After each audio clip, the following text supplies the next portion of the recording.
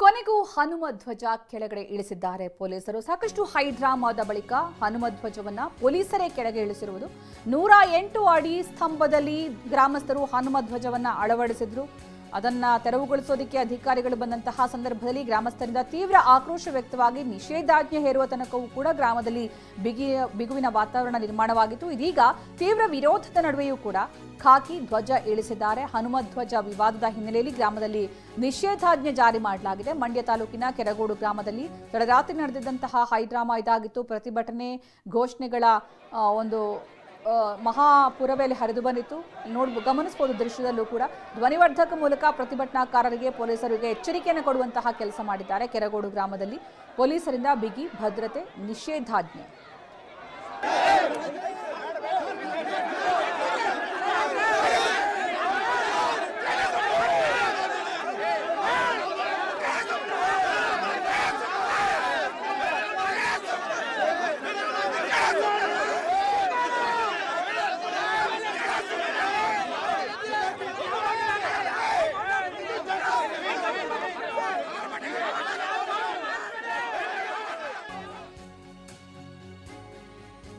ಧ್ವಜ ಇಳಿಸಿದ್ದಕ್ಕೆ ಶಾಸಕರ ವಿರುದ್ಧ ಆಕ್ರೋಶ ಭುಗಿಲೆದ್ದಿದೆ. ಶಾಸಕ ಗಣಿಗ ರವಿಕುಮಾರ್ ಭಾವಚಿತ್ರ ಹರಿದು ಆಕ್ರೋಶ ವ್ಯಕ್ತವಾಗ್ತಾ ಇದೆ. ಧ್ವಜ ಇಳಿಸಿದ್ದಕ್ಕೆ ರವಿಕುಮಾರ್ ಫ್ಲೆಕ್ಸ್ಗೆ ಚಪ್ಪಲಿ ಹಾಕಿ ತಂದಿದ್ದಾರೆ ಗ್ರಾಮಸ್ಥರು. ಫ್ಲೆಕ್ಸ್ ಕಿತ್ತುಕೊಳ್ಳೋದಕ್ಕೆ ಪೊಲೀಸರು ಮತ್ತೆ ಗ್ರಾಮಸ್ಥರ ಜಟಾಪಟಿ.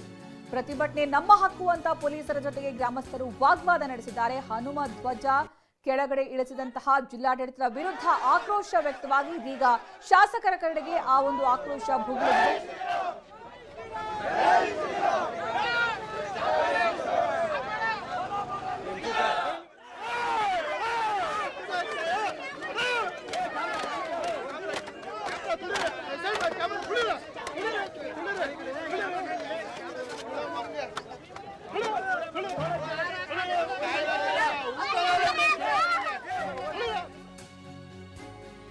ಹನುಮ ಧ್ವಜ ಕೆಳಗೆ ಇಳಿಸಿದ ಜಿಲ್ಲಾಡಳಿತದ ವಿರುದ್ಧ ಕಿಡಿ.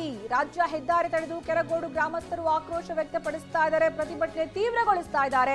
ಮಂಡ್ಯ ತುಮಕೂರು ಹೆದ್ದಾರಿ ತಡೆದು ಜನರಿಂದ ಧರಣಿ ನಡೆಸಲಾಗ್ತಾ ಇದೆ. ಹೆದ್ದಾರಿ ಮಧ್ಯೆ ಅಡುಗೆ ಮಾಡೋದಕ್ಕೆ ಮುಂದಾಗಿದ್ದಾರೆ ಗ್ರಾಮಸ್ಥರು. ಮಕ್ಕಳು, ಮಹಿಳೆಯರು ಎಲ್ಲರೂ ಕೂಡ ಈ ಪ್ರತಿಭಟನೆಯಲ್ಲಿ ಭಾಗಿಯಾಗಿದ್ದು ತಡರಾತ್ರಿ ಜನ ಅಡುಗೆ ಮಾಡ್ತಾ ಇರೋದನ್ನ ಪೊಲೀಸರು ತಡೆಯುವಂತಹ ಪ್ರಯತ್ನ ಮಾಡಿದ್ದಾರೆ. ಪಾತ್ರೆಯಲ್ಲಿದ್ದಂತಹ ನೀರನ್ನ ಪೊಲೀಸರು ರಸ್ತೆಗೆ ಸುರಿದ್ರು. ಈ ಸಂದರ್ಭ ಪಾತ್ರೆಯನ್ನ ತೆಗೆದುಕೊಂಡು ಹೋದ್ರು ಪೊಲೀಸರು. ಈ ರೀತಿ ಮಾಡಬೇಡಿ ಅಂತ